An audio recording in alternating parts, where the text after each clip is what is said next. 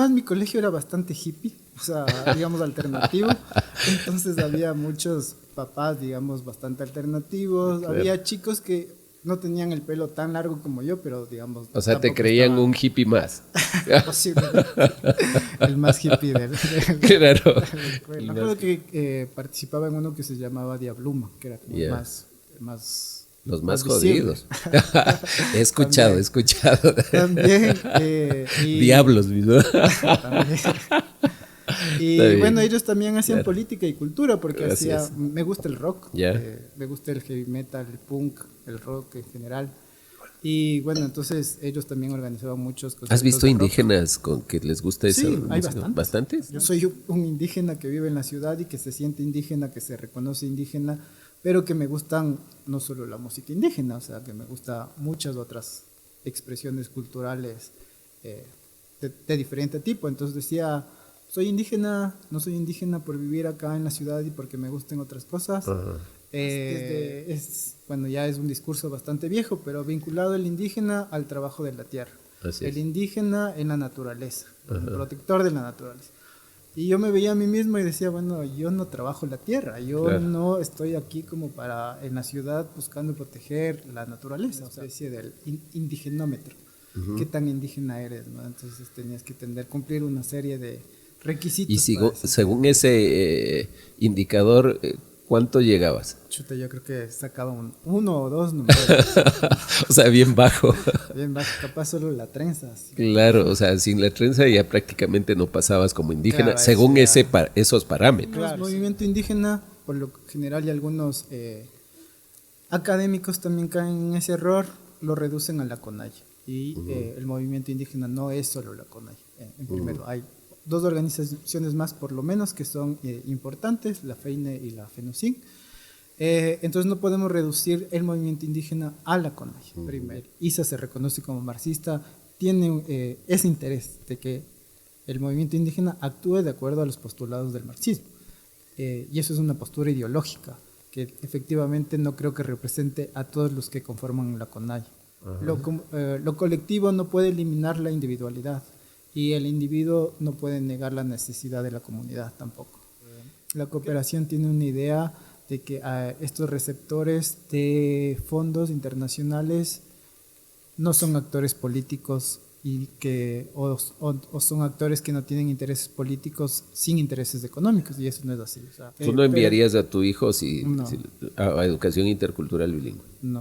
O sea, Bueno, vemos la calidad que Bueno, tienen, muchos ¿cierto? dirigentes Tampoco. también de lo que están promoviendo nos los tienen No los educación tienen ahí. bilingüe. ¿Qué opinas de la Universidad Amauta Huasi? Yo creo que es un desperdicio de recursos, porque esa universidad debería estar pensando en el futuro de los pueblos indígenas. Ajá. Y sus carreras y su malla curricular debería estar pensada sobre eso. O sea, aprovechar que tenemos una universidad para crear profesionales que piensen cómo nuestra cultura va a sobrevivir y va a proyectarse hacia el futuro. Pero tú ves todas las materias, la malla curricular, y lo que estamos pensando es cómo sostener el pasado y no nos estamos proyectando al futuro. O sea, a mí siempre me ha llamado la atención de por qué hasta ahora no tenemos una novela escrita por alguien de pueblos y nacionalidades indígenas. Claro. Y todos estamos así, los que hacemos cine o los que hacen cine indígena, Ajá. música indígena, pasando lo indígena y haciendo lo mismo para indígenas. Nunca estamos pensando en lo nacional o en lo global o en lo internacional. Quizás algunos sí, y no quiero generalizar, pero siempre he tenido ese cuestionamiento y también me cuestioné yo de por qué estoy queriendo hablar solo sobre pueblos indígenas. Por alguno de tus artículos no te han dicho que te van a hacer justicia indígena.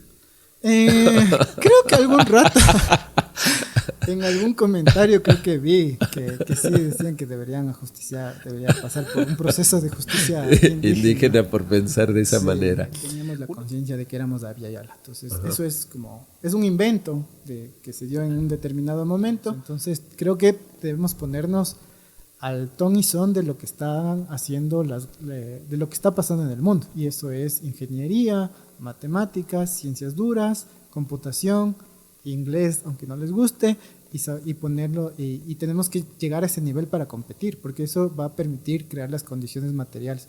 Una cultura sin condiciones materiales no existe, entonces necesitamos crear esas condiciones materiales para el futuro, de acuerdo a cómo se está desarrollando el mundo. Y bueno, yo tengo 36 años y me toca aprender programación si quiero competir en el tema académico, porque es como se está desarrollando la investigación. Sin filtros con Marco, el podcast.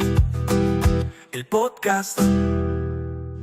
Bienvenidos a un nuevo programa de Sin Filtros con Marco. Queremos agradecer a todos los que nos miran, nos escuchan también en este podcast. Sobre todo también agradecer a quienes hacen posible que semana a semana lleguemos a ustedes.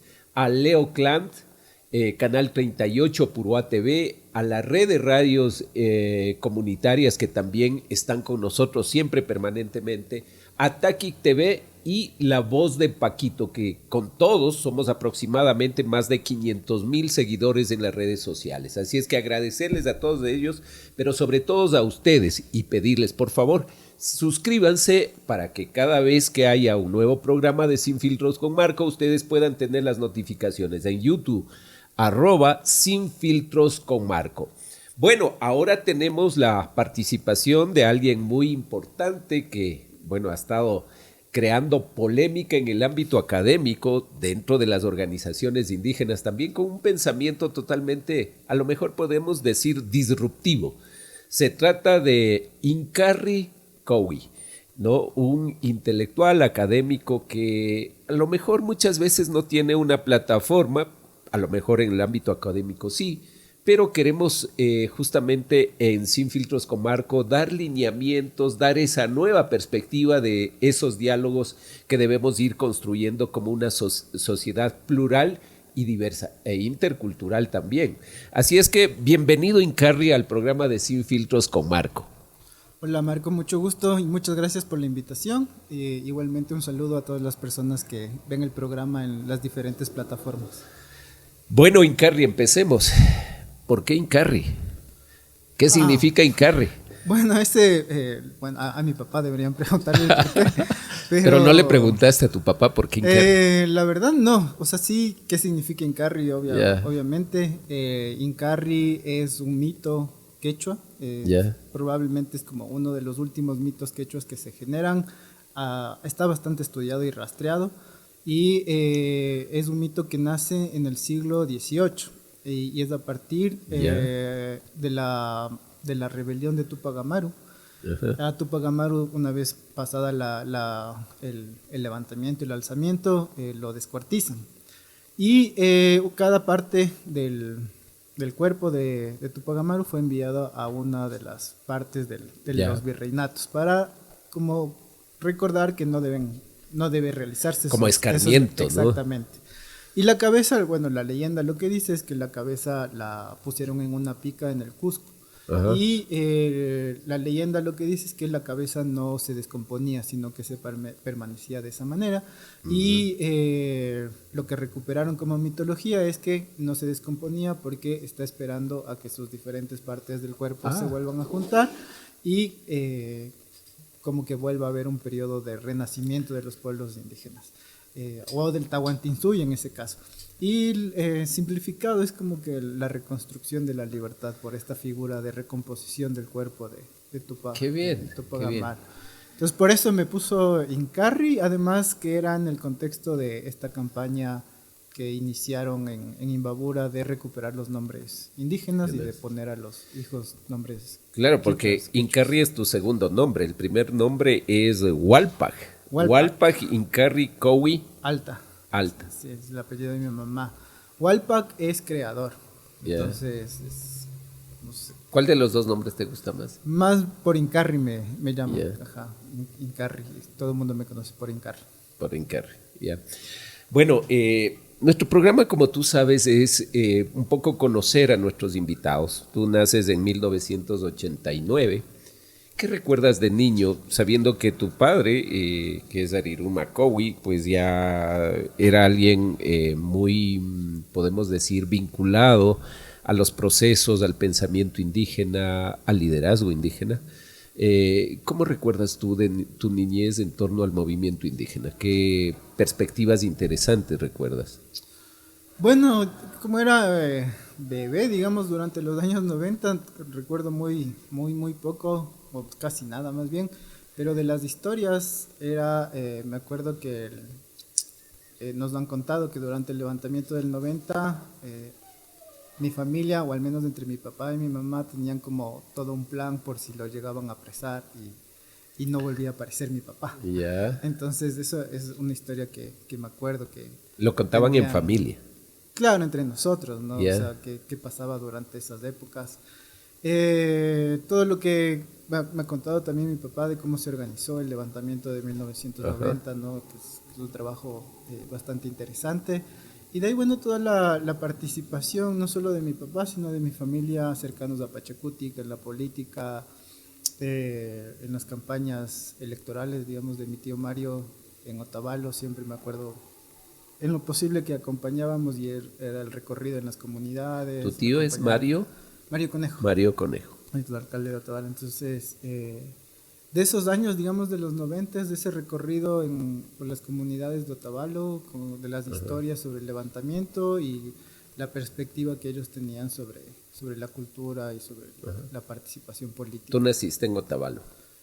De hecho, yo nací en Atuntaqui. En Atuntaqui, Ajá, muy cerca de Otavalo. Eso dice la cédula, Yeah. que nací en Atuntaqui. Ya. Es medio raro porque, bueno, nací en Atuntaqui, pero vivía en Otavalo, mi mamá es de Cotacachi, Yeah. y yo nací y entiendo que vivíamos aquí en Quito, después Yeah. fuimos a Otavalo.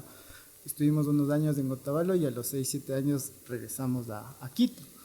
Entonces siempre he estado como entre estos tres lugares, Cotacachi, Otavalo, Quito. ¿Dónde estudiaste tu primaria?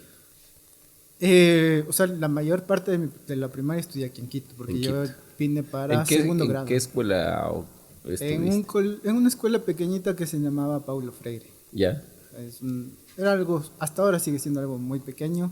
Mm. Yo me gradué en la tercera promoción de ese colegio, entonces estaba recién inaugurado.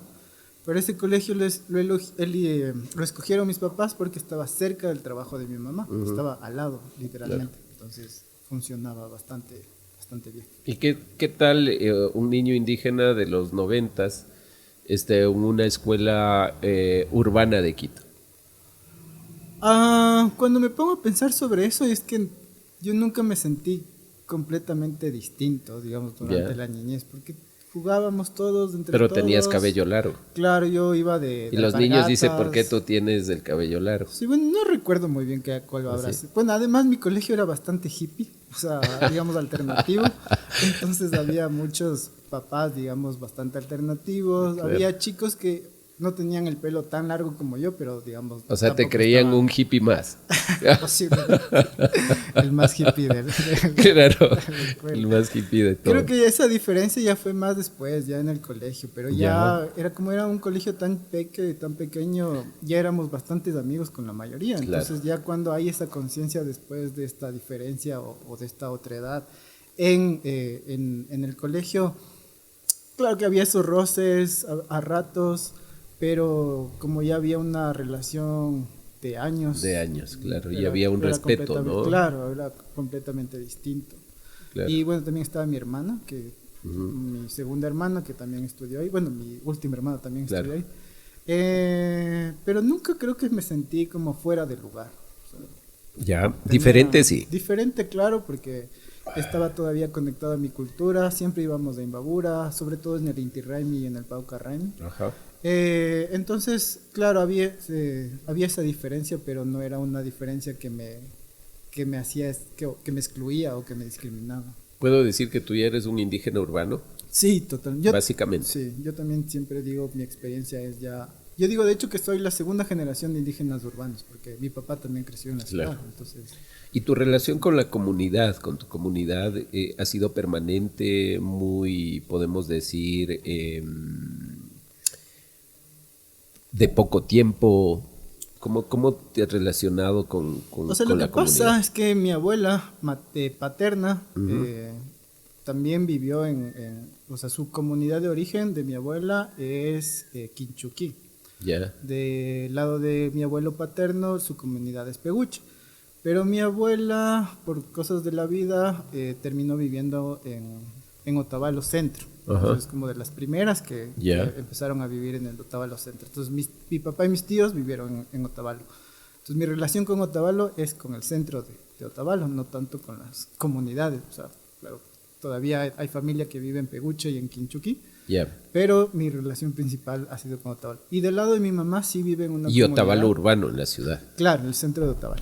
Y del lado de mi mamá sí es en una comunidad, la comunidad de Santa Bárbara. Entonces ahí me acuerdo que mi niñez era en las vacaciones irnos un mes a Otavalo. Y ahí yo me acuerdo que con mi abuelita pasábamos del fin de semana en la plaza de Ponchos. Yo le acompañaba a cuidar el puesto, digamos, ahí. Y un mes pasábamos en Cotacachi, entonces con mis abuelos en Cotacachi. Entonces íbamos a hacer las actividades de la comunidad, ¿no? Pero luego ya uno va creciendo aquí en la ciudad, sus amigos están acá, sus actividades, mis actividades están acá. Entonces sí como que me fui distanciando un poco a poco, pero digamos que mi familia de Cotacachi, ahí es donde más tengo nexo como una comunidad. Y todavía algunas actividades se realizan allá. Ahora, tu familia tiene un peso intelectual, cultural y político de lo que nos dices. ¿Cómo influyó eso en ti en una época de tu desarrollo de niño, joven? Creo que hay dos entradas. Uno es la entrada política, o sea, me crié en un ambiente político y ese que a mí me guste la política, no necesariamente una política electoral, pero sí pensar la política. ¿Cuándo te empezó a gustar eso? Yo me acuerdo que, o sea, aquí, además he tenido una participación urbana, digamos, con colectivos de jóvenes de aquí en Quito. Y ¿Cuáles eran esos colectivos? Me acuerdo que participaba en uno que se llamaba Diabluma, que era como los más jodidos. He escuchado. También. Diablos, mismo. También. Y bueno, ellos también hacían política y cultura, porque me gusta el rock, me gusta el heavy metal, el punk, el rock en general. Y bueno, entonces ellos también organizaban muchos cosas. ¿Has visto indígenas con que les gusta eso? Sí, hay bastantes. ¿Sí? Muchísimos. Hay de hecho, o sea, hay una afinidad, veo contigo desde la escuela, un colegio alternativo, la música, como que por ahí es la línea de los indígenas. Pues no sé si de todos, pero el rock es bastante interesante, ¿no? En Otavalo pega mucho el rap, hacen rap quichua, pero también hay mucho rockero, metalero pesado, indígena. Bueno, me gustaba eso y la otra línea es la cultura, ¿no? Entonces mi papá también siempre ha estado ligado a escribir y a eso. Entonces creo que me crié en ese ambiente y eso hizo que, de hecho, me quiera profundizar o encontrar mi propio camino en la política y en la cultura, no solo indígena, sino, digamos, nacional. Entonces, a partir de tu adolescencia, más o menos te vas orientando hacia un tema cultural y también social y político. Sí, desde los 15 años, digamos, ya participando en actividades y cosas así. Y ahora, ¿cómo decides luego del colegio ir a un tema de la universidad? ¿Dónde estudiaste y cómo defines qué vas a estudiar? ¿Ya tenías algunas líneas por donde querías caminar? Bueno, yo estudié en la Universidad Católica aquí en Quito y a la final terminé estudiando sociología porque yo hice un año de derecho. Sabía que me gustaba la política y quería que alguna carrera que se vincule a eso. Entonces siempre tenemos esta idea de que los abogados o el derecho está vinculado a la política. De hecho hay muchas escuelas que dicen o facultades de política y dentro de la cual está derecho. Entonces mi primera inclinación fue ir al derecho.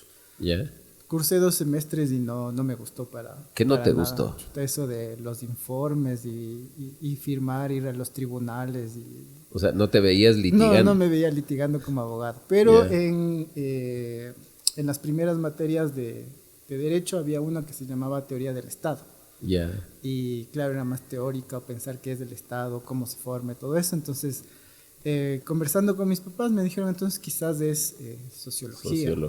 Y bueno, ahí hice el cambio a sociología en la Católica y terminé estudiando. ¿Y te gustó esa carrera? Sí, me gustó bastante. ¿Y qué puedes contarnos de esa segunda parte cuando vas estudiando sociología, que básicamente empiezas a estudiar a la sociedad ecuatoriana, en especial a lo mejor pueblos indígenas? ¿Cómo vas descubriendo esa parte? A lo mejor tu primera parte nace desde la identidad, desde la perspectiva social, económica. ¿Cuál es el enfoque que tú vas viendo en la sociología para desarrollarlo posteriormente? Bueno, ya en sociología aprendemos un montón de teoría y me tocaba hacer la tesis. Todavía en ese tiempo nos graduábamos por tesis obligatoriamente, no había otra opción.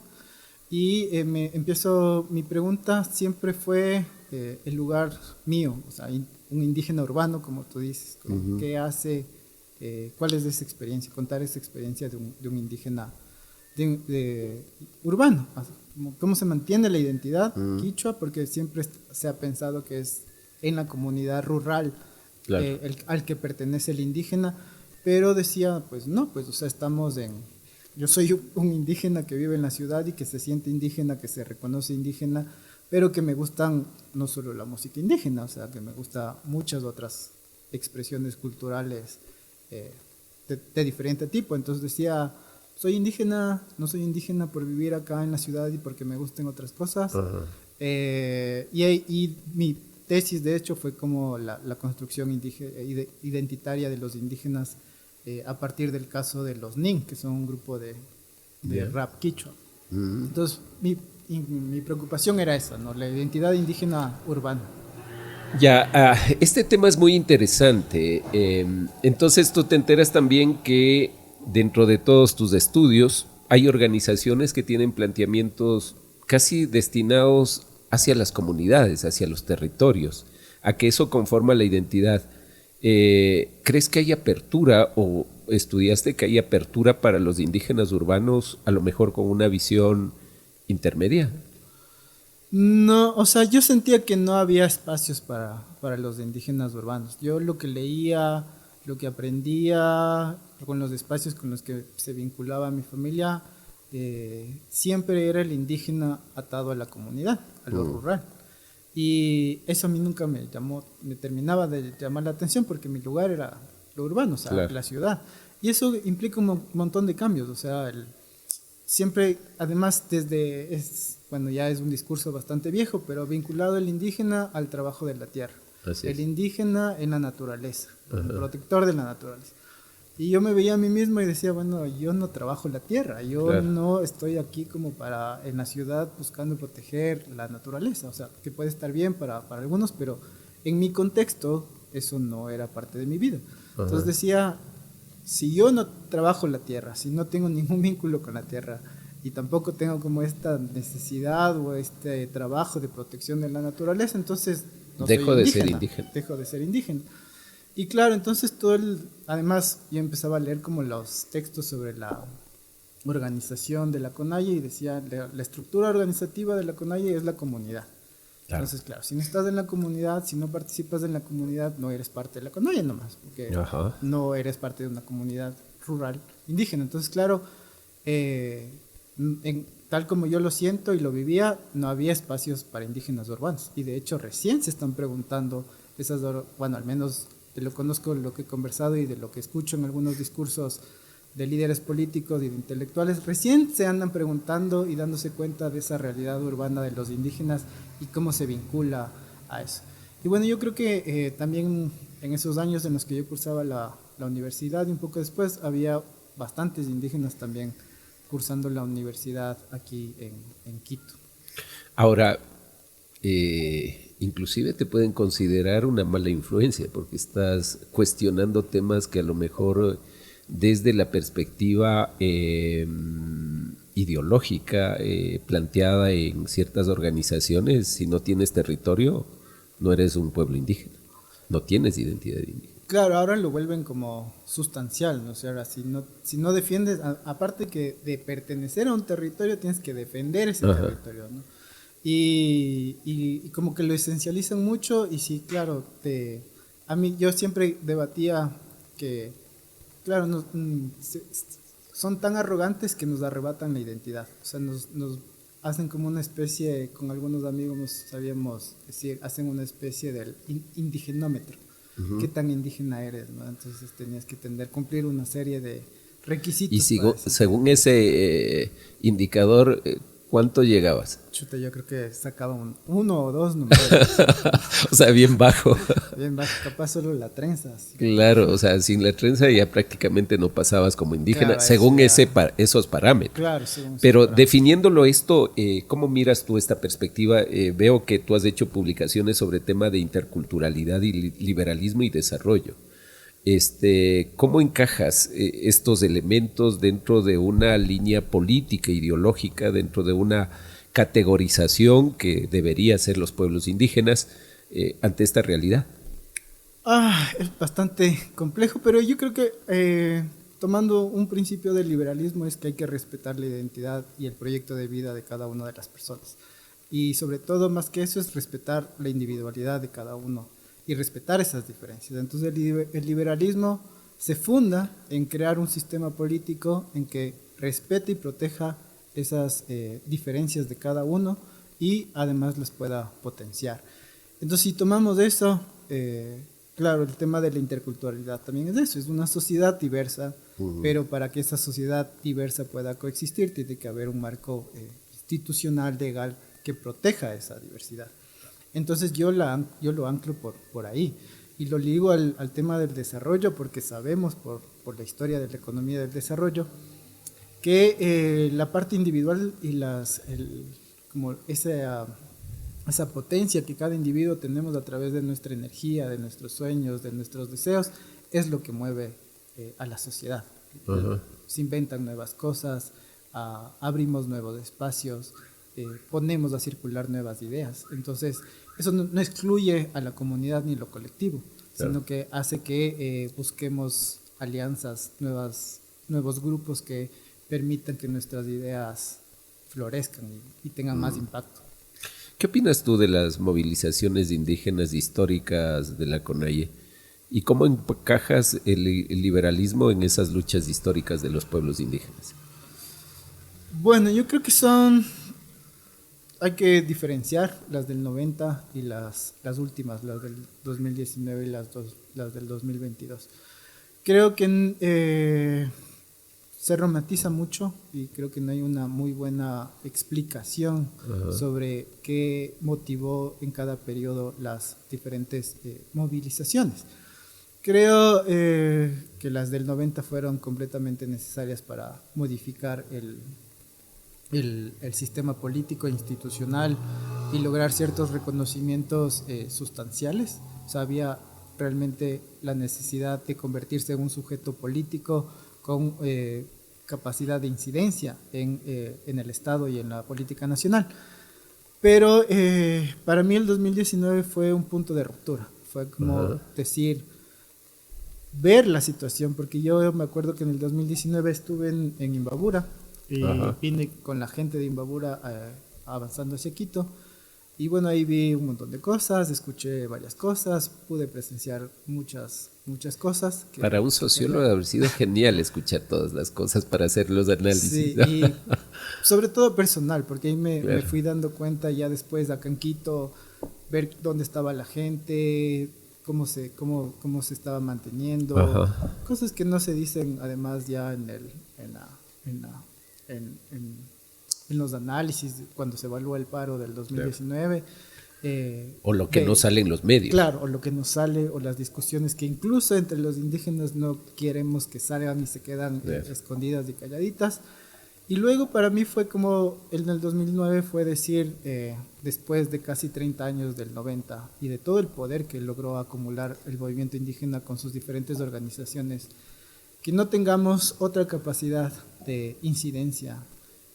No quiero decir que protestar o salir a las calles esté mal, pero que no tengamos otros mecanismos o que no podamos hacer uso efectivo de los mecanismos que se hayan creado después de 30 años de poder político en los pueblos indígenas y ver las condiciones en las que tenían que pasar. Para mí fue como, hay que empezar a pensar desde otra perspectiva, hay que pensar otras soluciones, hacer nuevas preguntas y tener nuevos marcos para poder esas preguntas. Entonces, creo que las del 2019 y el 2022 responden a unos intereses políticos, ideológicos muy específicos y que no necesariamente reflejaban toda la trayectoria de más de casi 30 años del movimiento indígena. Más bien fue una ruptura que creo puso en peligro y pone en peligro algunos de los logros que se alcanzaron. Claro, tú eres un millennial, ¿no es cierto? Así dice. De hecho, el nuevo pensamiento, vienen nuevos, podemos decir, una nueva perspectiva. Hay personas, hay compañeros de los pueblos indígenas y compañeras, por supuesto, que piensan como tú, o eres un llanero solitario haciendo este análisis. Creo que habemos algunos, somos bien pocos, o quizás están por ahí y no los conozco, pero que gente con la que he tenido oportunidad de conversar, digamos que serán unos 3 o 4, con los que hemos coincidido que es necesario tener otra perspectiva política, teórica sobre los pueblos indígenas para encontrar soluciones a los problemas de pobreza, desnutrición que tienen nuestras poblaciones. Ahora, se habla, las últimas han sido coyunturalmente muy interesantes, tanto desde las movilizaciones que tú señalas del 2019 y la participación política que han tenido líderes relevantes, no quiero decir que comparto, no, pero relevantes, como por ejemplo el expresidente de la CONAIE que acaba de cambiar, y él señala claramente que el movimiento indígena del Ecuador tiene una ideología de izquierda. Y el que no comparte esa visión de izquierda, pues no pertenece al movimiento indígena. ¿Cuál es tu opinión sobre ese tema?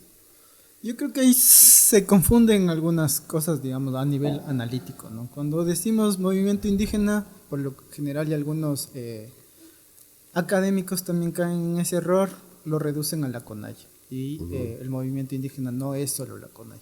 En primero, hay 2 organizaciones más, por lo menos, que son importantes, la FEINE y la FENOCIN. Entonces no podemos reducir el movimiento indígena a la CONAIE, primero.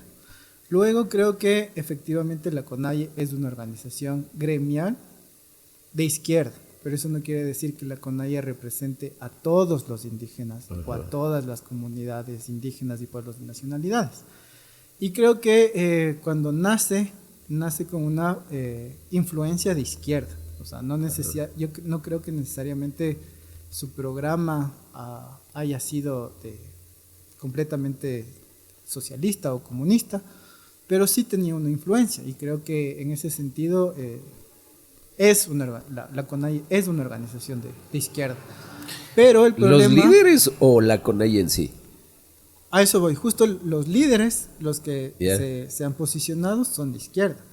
Ahora hay que ver el recorrido histórico, porque no podemos decir lo que es ahora la CONAIE es lo mismo que en 1990 y en 1986. Claro. Entonces yo creo que en ese recorrido hay muchas cosas que han pasado y ya no es posible hablar de solo una organización que aglutina gente que tiene un mismo pensamiento de izquierda. O sea, creo que hay gente y es una organización con un pensamiento más diverso. O sea, mucho más rico y con otras perspectivas sobre cómo abordar los problemas.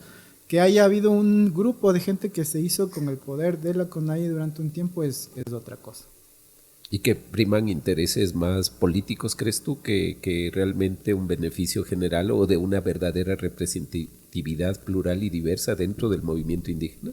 Creo que más ideológico además, porque creo que tienen un interés en posicionar cierta teoría política o sea, comunista, ¿no? O sea, marxista, ellos mismos saben, son marxistas, ISA se reconoce como marxista, tienen ese interés de que el movimiento indígena actúe de acuerdo a los postulados del marxismo. Y eso es una postura ideológica, que efectivamente no creo que represente a todos los que conforman la CONAIE. ¿Tú crees que hay una visión indígena liberal?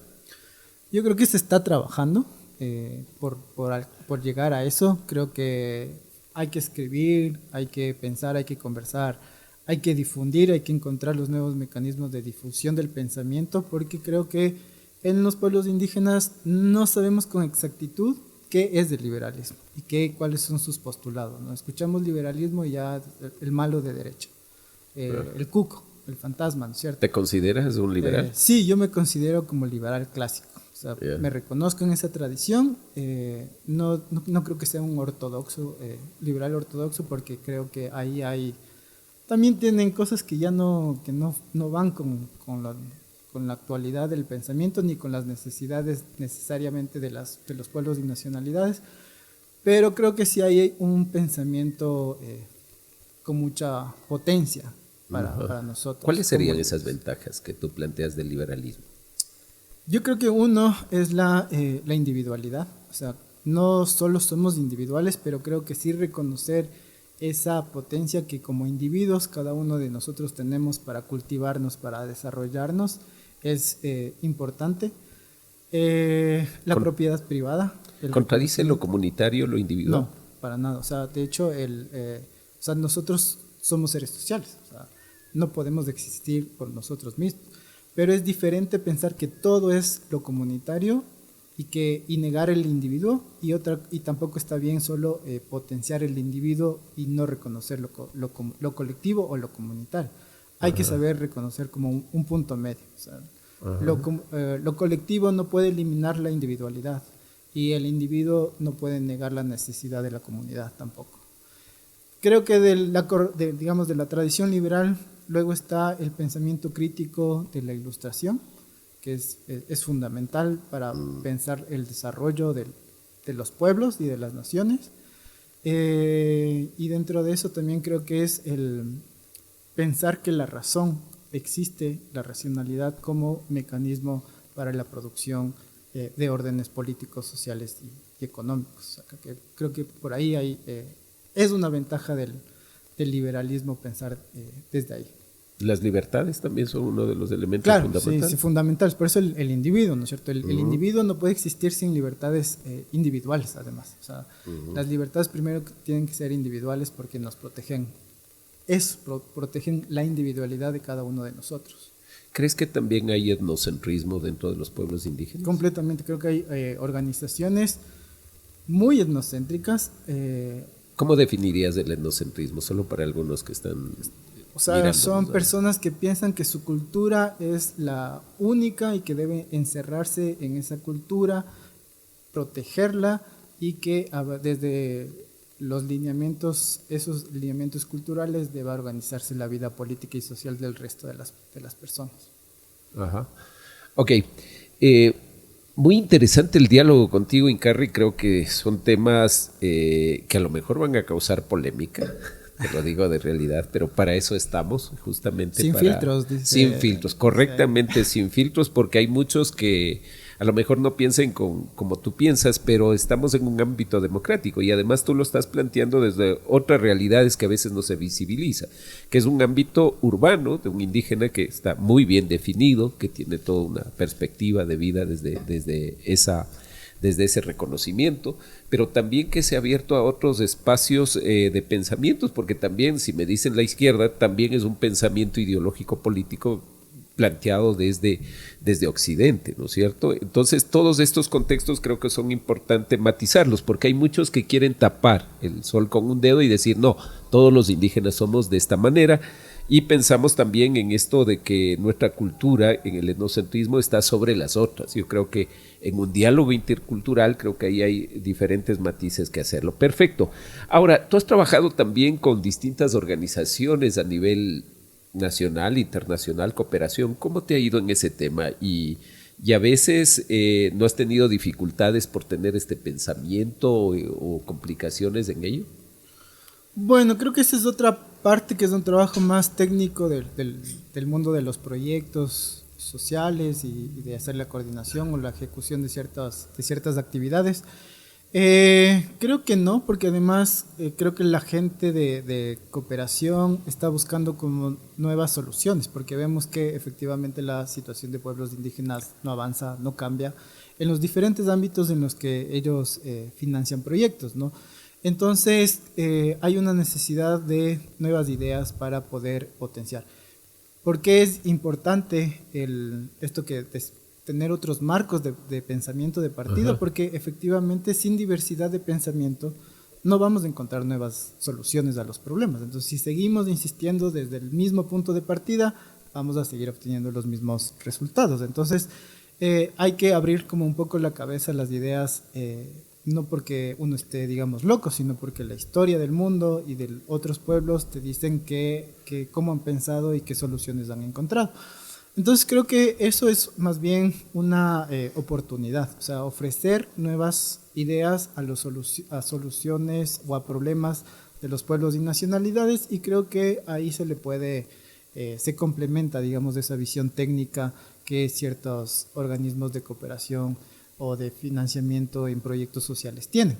Entonces no he tenido ningún problema. Yo además creo que en virtud de este diálogo intercultural no tenemos por qué no conversar entre personas de diferentes posiciones. Más bien yo creo que tiene que haber ese diálogo para encontrar nuevas soluciones. Entonces me ha ido bastante bien. Eso me ha permitido además conocer más a profundidad ciertas realidades de las comunidades que, claro, estando en urbano no es posible verlos o vivirlas todo diariamente, pero conozco, digamos, bastante de la realidad de pueblos indígenas en varias partes del Ecuador. Estuviste en el sector público también. Brevemente, bastante. ¿Qué muy, tal la ese experiencia? Bueno, ahí te das cuenta que el Estado es una maquinaria que tiene propia vida. O sea, uno puede llegar con un montón de intenciones, pero hay... Y buenas ideas. Y buenas ideas, pero tú llegas a un entorno en el que tienes que ya está funcionando y tú tienes que hacerle seguir funcionando, porque si no viene Contraloría y te dice ¿por qué no hiciste esto? ¿Por qué no mandaste este informe? ¿Mala o buena experiencia? Yo diría que es buena porque me permitió ver desde adentro cómo funciona el Estado. Además estuve en fue bastante corto, ¿no? Creo que fueron 2 meses o 3 meses, pero estaba en una parte de pueblos indígenas y un poco para conocer cómo funciona eso. Ahora, ¿crees que la cooperación tiene que mejorar, cambiar? ¿Cómo evalúas tú el apoyo de la cooperación?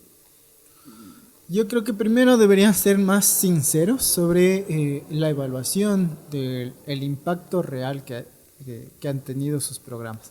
Y eso en general también el Estado, porque uno de nuestros líos es que no tenemos estudios de impacto de la política pública. Entonces eso no nos permite saber si todo lo que se ha invertido realmente ha cambiado en algo o no ha cambiado en nada la vida de las poblaciones que queremos ayudar. Los indicadores, al menos del último censo, son desastrosos en el tema de pueblos indígenas. Sobre claro, todo. pero más allá de los indicadores más macro, evaluar el impacto, o sea, no solo evaluar si se cumplieron los objetivos del proyecto, sino el impacto que ha tenido ese proyecto en una comunidad o en una población. Eso no hay. La cooperación no lo hace, porque bueno, cuesta y además toca esperar un poco de tiempo y hay varias consideraciones por ahí, pero creo que primero deberíamos sincerar y preguntarnos cuál ha sido el impacto de más de 50 años de financiamiento internacional a pueblos y nacionalidades indígenas. ¿Qué se ha hecho? ¿Cuántos millones se ha invertido? ¿Y cuáles han sido los resultados sobre eso? Creo que no hay, podemos tener una intuición en algunos casos, pero así como con certeza no hay. Primero, eso es lo que debería hacer. Luego, creo que debería repensar a quiénes está financiando, porque creo que la cooperación tiene una idea de que estos receptores de fondos internacionales no son actores políticos y que o son actores que no tienen intereses políticos sin intereses económicos, y eso no es así. O sea, son humanos como cualquier otra persona y tienen intereses políticos, tienen intereses económicos. Eso no reconoce la cooperación. Y no se dan cuenta de qué concepción sobre lo indígena están financiando. Y eso la cooperación debe replantearse. Yo siempre, cuando hablo sobre estos temas, digo, hay una visión cerrada sobre pueblos indígenas, que hay gente que quiere que estemos ensimismados en nuestra cultura, en nuestro territorio, y hay otra gente que quiere que abramos nuestra cultura al mundo y que aprovechemos la globalización y que aprovechemos el mercado. Son posiciones un poco simplificadas, pero que creo que reflejan. Y creo que la cooperación siempre ha estado atada por algunas razones a esta visión más cerrada, podría ser esta visión más etnocéntrica que tú dices. Entonces creo que eso también hay que cuestionarle a la cooperación. ¿A quién están financiando? Y qué visión sobre todo, qué visión hacia el futuro sobre lo indígena están financiando. O al menos ser más plurales en su perspectiva de apoyo. Totalmente, o sea, ver que hay otros actores con nuevas ideas, con nuevos mensajes y que pueden, creo yo, ofrecer nuevas soluciones a los problemas. Y ahora de parte del Estado, si bien es cierto, tú señalas, y creo, al menos, se han construido políticas de Estado desde el ámbito de interculturalidad, de plurinacionalidad, que en este caso se construye o se va efectivizando un Estado intercultural y plurinacional que determina nuestra Constitución. Pero a la práctica, ¿ves que esto se cumple o no? ¿Y cuáles son los elementos que desde tu evaluación y tu criterio plantearías que el Estado está mal o bien en estos elementos? Bueno, yo creo que, digamos, a nivel institucional se han creado varias instancias, ¿no? Sobre educación intercultural, salud intercultural. Algún rato también en agricultura había como una dirección dedicada a los temas comunitarios. Tenemos secretarías ya con casi nivel de ministerio, pensando el desarrollo, no desde ahorita, sino desde 1998, básicamente. Entonces creo que ha habido una institucionalidad bastante interesante. A ratos con más financiamiento, a ratos con menos financiamiento. ¿Cuál creo yo que es el problema? Es que esas instancias han sido utilizadas por el Estado y los gobiernos de turno para negociar con algunos sectores y organizaciones indígenas. Y ¿cuál es la pugna? Y pensar que esos espacios les pertenecen a esas organizaciones. Y lo que ha pasado es que se han puesto gente que no tiene la capacidad técnica o no ha tenido la visión política o una visión más, una proyección sobre el rol que podrían cumplir esas instituciones. Yo creo que ya no es, después de todo este tiempo que ha pasado desde 1990, no es factible decir es que es culpa del Estado, es que es culpa del Estado colonial.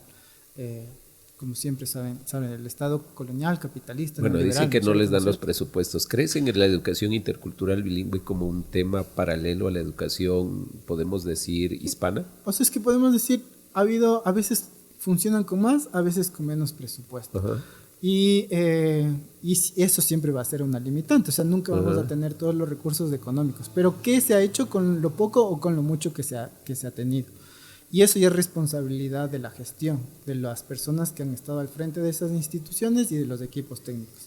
¿Por qué no han funcionado o si han funcionado? Es algo que también nos queda. Pero desde mucho tu de estudio. perspectiva, por ejemplo, toda esta institucionalidad en educación bilingüe, en el ámbito, entre comillas, de desarrollos o como una unidad ejecutora, la Secretaría de Pueblos, anteriormente CODEMPE, con PLADEIN, Secretaría de Pueblos Indígenas, la Dirección de Salud Indígena, el tema, lo que tú dices, a lo mejor algún espacio en el Ministerio de Agricultura. Hoy los famosos consejos de la igualdad, ¿van cumpliendo un rol realmente o no? Desde tu evaluación, por Yo creo que supuesto. sí ha habido avances, o sea, no podemos negar que en tantos más de 20, 30 años de institucionalidad no se ha hecho nada. Ajá. Creo que efectivamente hay logros, avances que son interesantes de ver, pero creo que no solucionan todos los problemas de los pueblos indígenas. O sea, eso es una cosa. O sea, no podemos, tampoco creo que se puede esperar que esa institucionalidad solucione todos los problemas. Están dedicadas a ciertos temas, en algunas cosas han funcionado, yo creo que otras incluso hay que cuestionar su propia justificación y su naturaleza. Por ejemplo, yo no creo que deba haber una institución, un sistema alternativo sobre educación. Yo creo que eso no funciona y efectivamente no funciona, como vemos. ¿Tú no enviarías a tu hijo No. a educación intercultural bilingüe? No. O sea, Bueno, vemos la calidad que Bueno, tienen, muchos ¿cierto? dirigentes Tampoco. también de lo que están promoviendo nos los tienen No los educación tienen ahí. bilingüe. ¿Y qué tan bilingüe Sí, es? O sea, claro. y en una perspectiva de un Estado o una sociedad intercultural, ¿por qué necesitamos que exista un sistema paralelo? Claro. Si queremos que efectivamente las culturas no sé si, bueno, se enseñen o aprendamos de la diversidad cultural y de sus diferentes manifestaciones. Por ejemplo, puede ser algo interesante, alguien urbano que entró a una escuela que no es indígena y donde ha ido viendo unos espacios interculturales, podría ser. Sí, o sea, a mí nunca creo que haya habido una visión de una materia dedicada a pueblos indígenas, ¿no es cierto? Pero se hablaba sobre pueblos indígenas. Y luego también estaba el rol de la familia, El complemento. El complemento, que siempre nos olvidamos. O sea, queremos que el Estado asuma la enseñanza del quichua, pero desde la dirigencia no hemos profundizado en cuál es la responsabilidad de las familias, del entorno familiar en la reproducción de la cultura y del quichua. O sea, si yo sigo bailando Inti Raymi es porque mi familia tenía esa preocupación de que yo todavía no pierda ese nexo con mi cultura. Entonces, creo que ahí es como, una cosa es la institucionalidad, otra cosa es la vida y la importancia de los núcleos familiares también. Entonces, y bueno, ya hay tantos temas por ahí. Claro, ahora te voy a meter en un lío. ¿Qué opinas de la Universidad Amauta Huasi? Yo creo que es un desperdicio de recursos, porque esa universidad debería estar pensando en el futuro de los pueblos indígenas. Y sus carreras y su malla curricular debería estar pensada sobre eso. O sea, aprovechar que tenemos una universidad para crear profesionales que piensen cómo nuestra cultura va a sobrevivir y va a proyectarse hacia el futuro. Pero tú ves todas las materias, la malla curricular, y lo que estamos pensando es cómo sostener el pasado y no nos estamos proyectando al futuro. O sea, yo me acuerdo que algún rato revisé las asignaturas de alguna de las carreras y era como una cosa sobre pensamiento decolonial y cosas así. Yo decía, ¿para qué les están enseñando esas cosas? O sea, ahorita hay unas necesidades, esa universidad debería estar pensando en cómo tecnificar el agro, cómo recuperar esos conocimientos de las comunidades sobre la agricultura, pero darles una potencialidad técnica, y cómo hacer que esas tierras produzcan más y crear un mejor mercado para esos productos. A nivel de cultura debería haber una formación efectivamente más antropológica y sociológica, pero sin sesgos ideológicos, sino que haga una lectura real, no haga una proyección de qué habría pasado si no hubiese habido la colonia, por ejemplo. Entonces ellos están dedicados a ese pensamiento. Creo que es necesario que haya una universidad indígena, pero tal y como está, creo que no funciona. Si te piden que des clases, vas a dar clases. Yo encantado. De hecho, yo he postulado como Por favor, rector. He postulado como 3 veces a esa universidad. Y ni siquiera me han dado un mensaje de hemos recibido su carpeta, muchas gracias. No creo que sea por tu currículum académico ni de experiencia.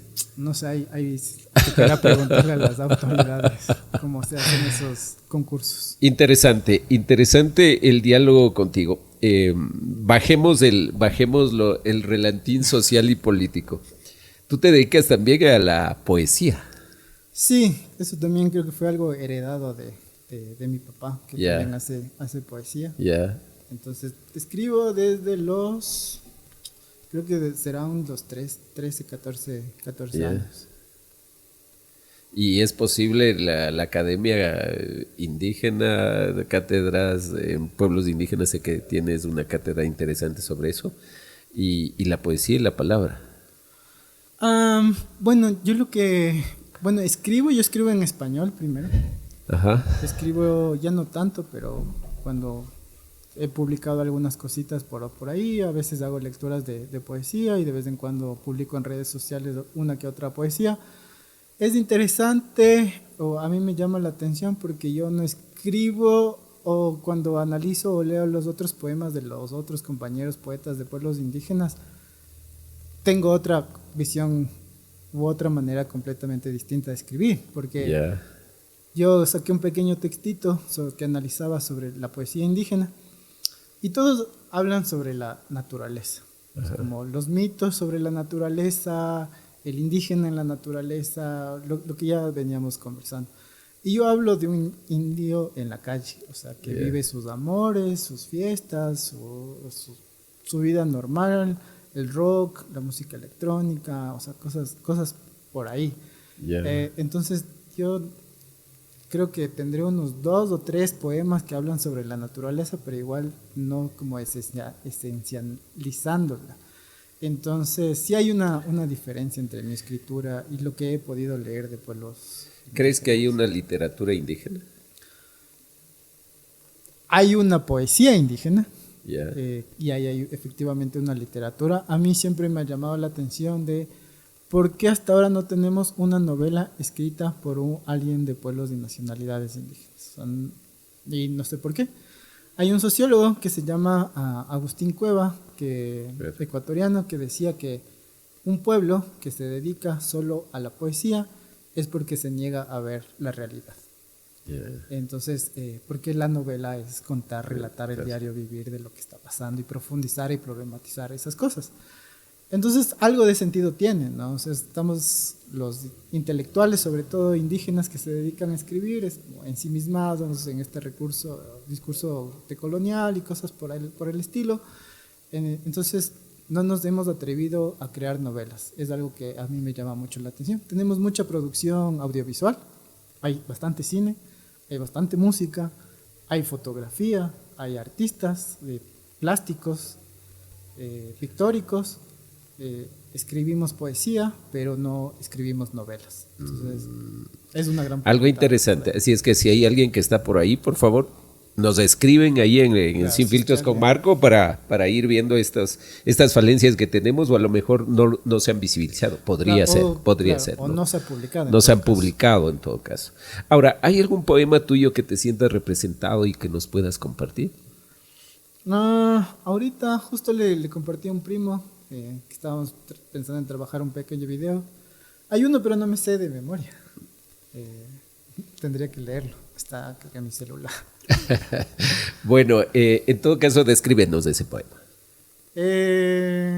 Es cortito. Si me pasan el celular, le leo. Claro que sí, aquí tranquilo, todo. Es más. Aquí tenemos asistentes, tenemos dirección, producción. Sé que hay una buena producción. Así es, ahí hacemos el esfuerzo. Este creo que es un poema que me representa mucho porque recoge como todos mis aspectos de mi vida y lo que pienso también. Bueno, se llama In Between. Está en inglés, el título In Between es en el medio. Entonces dice así: In between ¿de qué?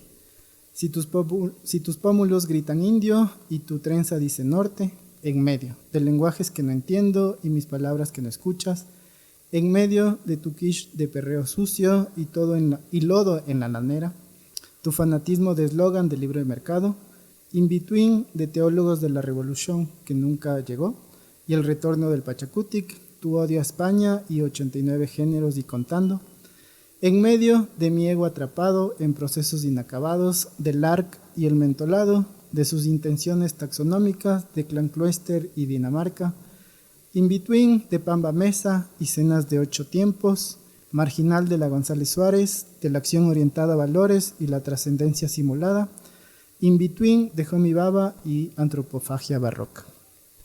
Muy bien, realmente totalmente disruptivo tú. Sí, es como muy mío, muy de mi experiencia de vida, digamos, mi experiencia diaria, mi experiencia académica, mis gustos musicales, mi experiencia como Otavalo. Ahora también eres editorialista de uno de del más grande diario hoy por hoy, que es el diario El Universo. Cuéntanos esa faceta. Bueno, empecé a escribir en El Universo hace 2 años más o menos ya, claro, ya casi 3. Tengo una columna mensual y bueno, en principio me pidieron que escriba sobre pueblos y nacionalidades indígenas y es sobre lo que más escribo. A mí me parece interesante porque me gusta como proyectar ideas, pensar además qué es lo que se está hablando y darle una nueva mirada, o sea, refrescar las entradas, la reflexión política y, claro, ver, sobre todo proyectar una nueva imagen sobre lo indígena. O sea, que hay otros indígenas que estamos pensando desde otras coordenadas con nuevas ideas y que queremos proyectar eso. tuve igual algún rato en esta experiencia del universo que dije, no solo quiero escribir sobre pueblos indígenas, porque eso es una crítica que me hago a mí mismo y que hago a todos. ¿Por qué solo pueblos indígenas? Ajá, porque solo estamos pensando sobre pueblos indígenas. Claro. Y todos estamos así, los que hacemos cine o los que hacen cine indígena, música indígena, pensando lo indígena y haciendo lo mismo para indígenas. Nunca estamos pensando en lo nacional o en lo global o en lo internacional. Quizás algunos sí, y no quiero generalizar, pero siempre he tenido ese cuestionamiento y también me cuestioné yo de por qué estoy queriendo hablar solo sobre pueblos indígenas. Entonces he intentado como tener otras aproximaciones y tratar de diversificar mis temas, pero a veces la coyuntura le obliga a uno a hablar. Entonces hablo sobre política, sobre cultura, sobre estética, sobre el amor también en algunas de las columnas, pero más es política y economía, creo que, de pueblos y nacionalidades. La política es muy candente en Ecuador. ¿Algún artículo te ha llevado críticas complicadas o complicaciones? La verdad, no he tenido mucha retroalimentación, si te soy sincero. O sea, las personas que me leen me han felicitado y me han dicho que... Y de hecho, de quienes más recibo comentarios son de población mestiza, intelectuales, académicos mestizos, políticos mestizos, que me han dicho, bueno, te leo, me parece interesante lo que escribes y todo eso. Pero de pueblos indígenas, la verdad, no he tenido esa retroalimentación. Me han dicho, bueno, ¿estoy de acuerdo o no estoy de acuerdo? ¿No? ¿Por alguno de tus artículos no te han dicho que te van a hacer justicia indígena? Creo que algún rato en algún comentario creo que vi que sí decían que debería pasar por un proceso de justicia indígena por pensar de esa manera. En uno de tus artículos habla sobre entre mitos y conciencia. Para definir América, la Vía Yala, ¿hacia dónde debe caminar nuestra conciencia colectiva? Bueno, ese ensayo es parte de un libro más grande que se llama Imperio, antes de que nos piensen nuevamente algo así. Pero es una colección de ensayos que intentan repensar nuestra relación con varios procesos históricos como Latinoamérica. Entonces, cómo pensamos nuestra relación con la República, con la colonia, con la conquista, cómo pensamos nuestro lugar con pueblos indígenas, con ese pasado, que yo creo que todavía seguimos sintiendo víctimas de un hecho que sucedió hace más de 500 años y que ya ha pasado muchas cosas. Han pasado 500 años, 5 siglos, y no es posible seguir con un sentimiento fijado en un hecho histórico que además no comprendemos del todo y que solo lo entendemos desde ciertos mitos. Entonces, este pequeño ensayo lo que trata de recalcar es cómo los grupos humanos necesitamos crear una conciencia común. Ajá. Entonces, debate un poco la idea de que antes de la llegada europea no había una conciencia, como algunos pretenden, entre pueblos y nacionalidades indígenas, entre pueblos indígenas de lo que hoy llamamos América, de decir que había una conciencia continental entre los pueblos indígenas. Eso es imposible, porque recién los incas estaban creando una conciencia común. En México estaban los aztecas. Estaban recién empezando una conciencia común incipiente, que además por procesos internos civiles eso se descalabró. No solo fue por culpa de los españoles, sino que fueron procesos históricos internos de cada una de estas civilizaciones que se cayó. Y luego, y esto en referencia a esta idea de que teníamos la conciencia de que éramos la Vía Yala. Entonces, eso es un invento que se dio en un determinado momento. Y lo que a mí me preocupa es que pertenecemos a unas naciones y no somos capaces, estas naciones no hemos sido capaces de crear una conciencia colectiva común. Es muy débil. Y ahora, sobre todo, incluso ahora entre los indígenas, digamos, por ejemplo, esa conciencia quichua que se había logrado trabajar, hay desde ciertos sectores que ahora se cuestiona que no deberíamos reivindicar lo quichua porque eso vino con los incas y que somos otra cosa. Entonces, más división, más problemas para crear conciencia o identidades comunes.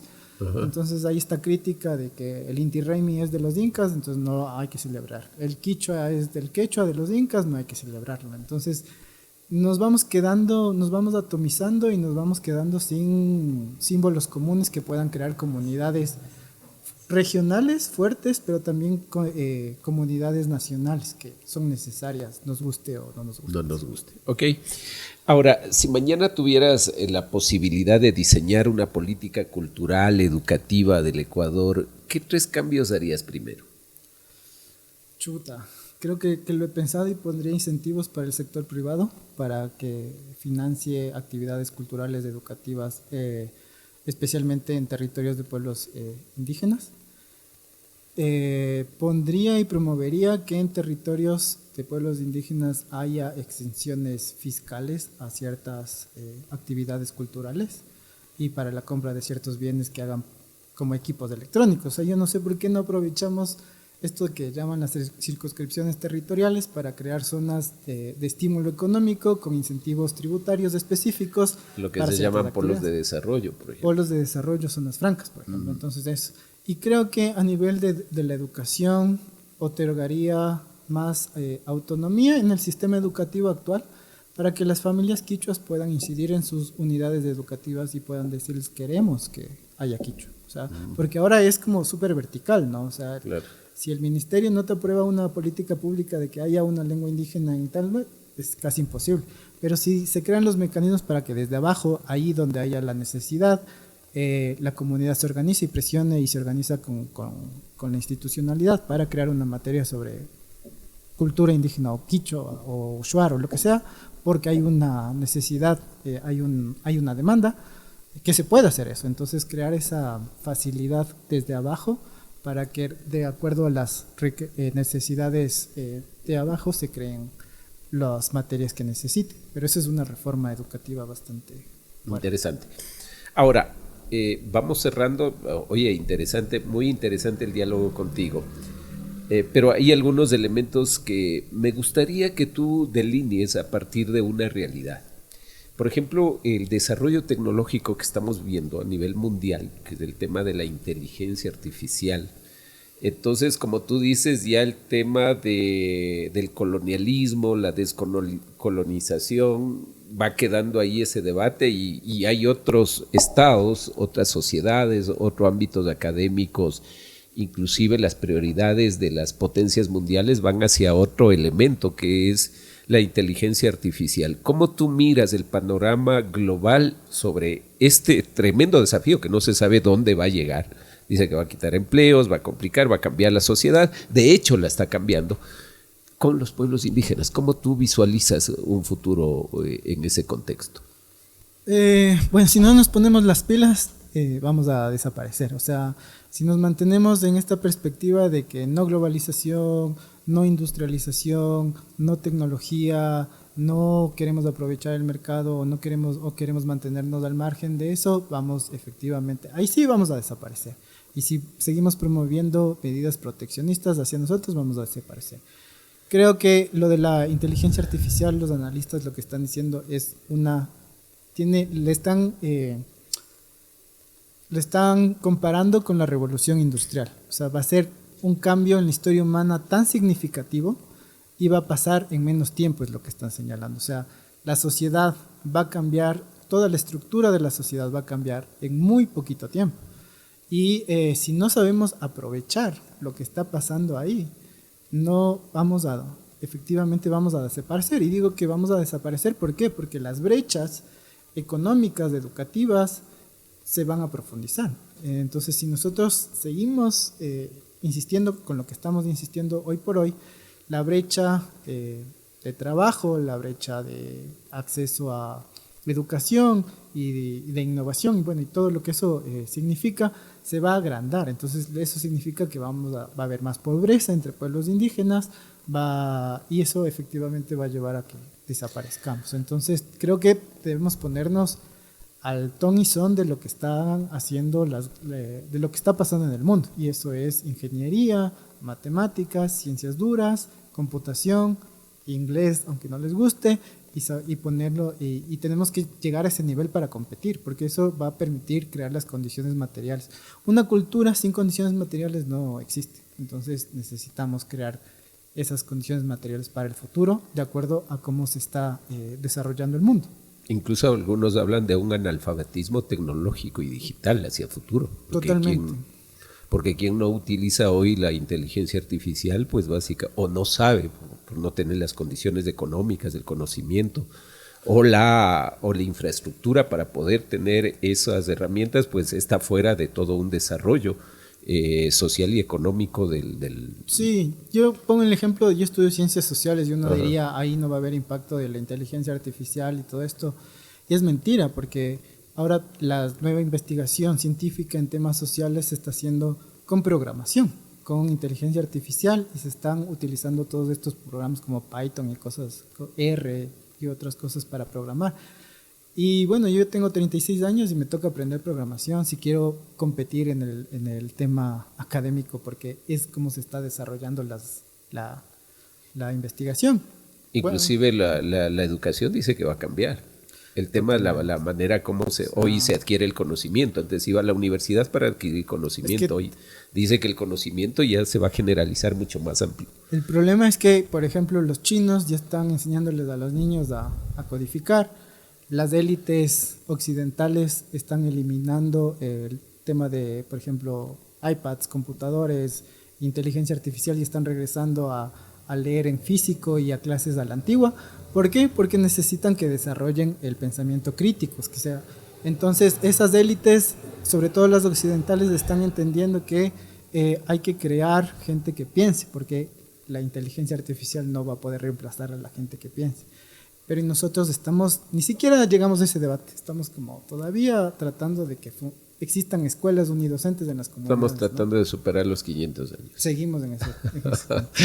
Bueno, Incarri, qué gusto tenerte acá. Yo quisiera que para finalizar, pues, tú puedas comentarnos algunos aprendizajes, algún mensaje importante. Por ejemplo, hay gente que siente a la academia y a la política lejos, ¿no? O sea, es esa nuestra perspectiva. O sea, nosotros somos más prácticos, no es de hablar de la teoría, sino es la práctica que vivimos. ¿Cuál sería tu mensaje hacia esos jóvenes? Yo creo que los indígenas debemos de estar en todo. O sea, si queremos, debemos ganarnos nuestro lugar. O sea, no es gratis eso.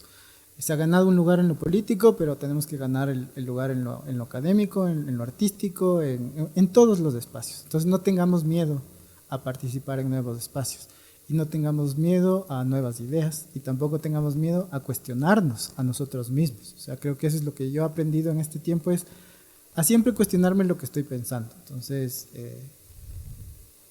siempre cuestionense, traten de abrirse a nuevas perspectivas, a nuevos mundos, a nuevas ideas, y tratemos de entrar a cualquier espacio y competir en cualquier espacio.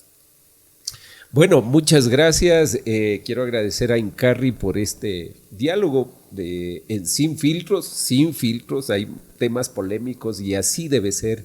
Inclusive la visibilización de otras voces dentro del movimiento indígena que a veces se cree o se imagina que es homogéneo, cuando es totalmente diverso y plural en distintas circunstancias de pensamiento ideológico, político, social, económico, religioso, pero todo ello conforma, por supuesto que sí, los pueblos indígenas del Ecuador. Agradecerles por su atención, por habernos escuchado y mirado en las distintas redes sociales en señal abierta también, y decirles que por favor en este caso pónganle ahí un me gusta o comenten. Eso nos sirve muchísimo para seguir trabajando y proyectando también este programa. Como digo, que es diferente, es plural, es diverso, y que vamos a seguir y continuar con la misma línea. Así es que será hasta un nuevo programa de Sin Filtros con Marco. Muchas gracias. Sin Filtros con Marco, el podcast. El podcast. Suscríbete en nuestras redes de Sin Filtros con Marco.